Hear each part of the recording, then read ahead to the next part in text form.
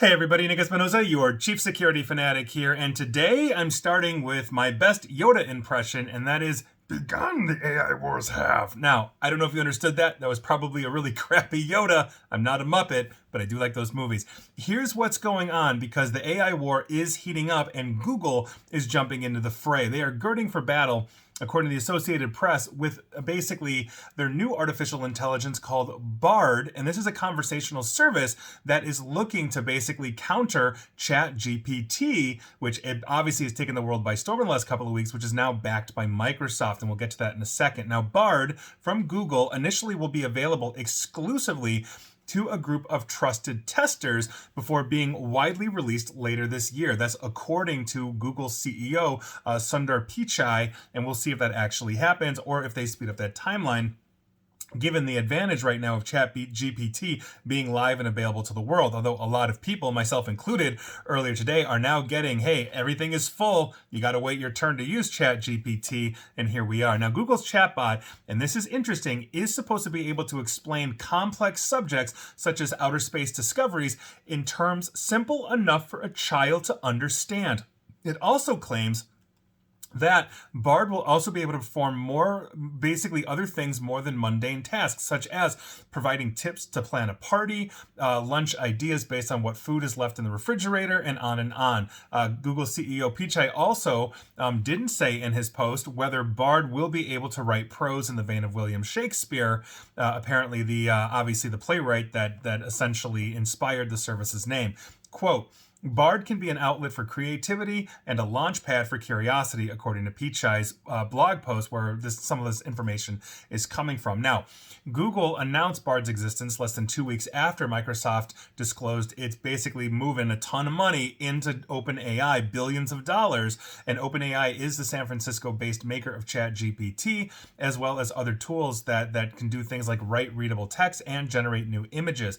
Microsoft's decision to up the ante on a $1 billion investment that it previously made in OpenAI in 2019 now has intensified the pressure on Google to demonstrate that it will basically be able to keep pace in this new field of transformative technology, which is what this AI is. And obviously, this is a huge thing. The last big jump was probably smartphones, as we all moved mobile, basically being untethered from our desktop computers and even our laptops. And so I think this is basically where the world is going. I think these things are here to stay. We've already seen some leaked integrations with Microsoft Bing using ChatGPT and OpenAI technology.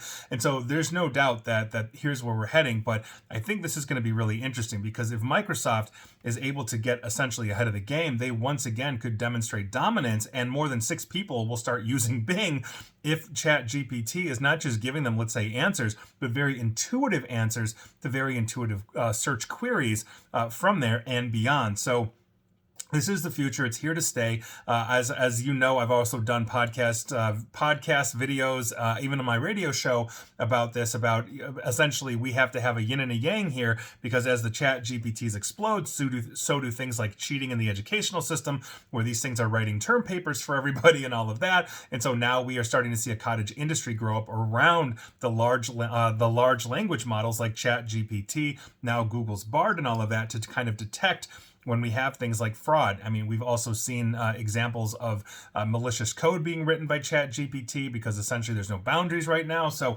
we're going to see where this goes. But as always with technology, what happens is we get the crazy new thing, the amazing new thing, we start using it, and then we start to see the fallout and the ramifications potentially years later.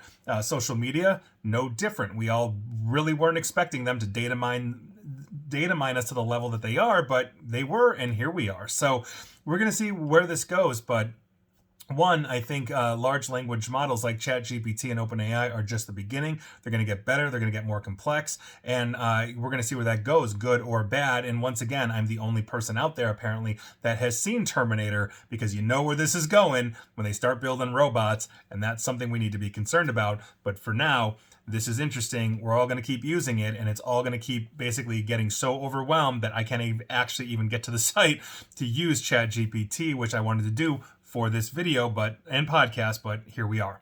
And please like, share, follow me here on Facebook and Twitter at NickAESP, where I'm 100% human 100% of the time. And also feel free to subscribe to me at YouTube as well. And as always, stay safe, stay online, and please attempt to stay private while we eventually start fighting Skynet. Thanks, everybody.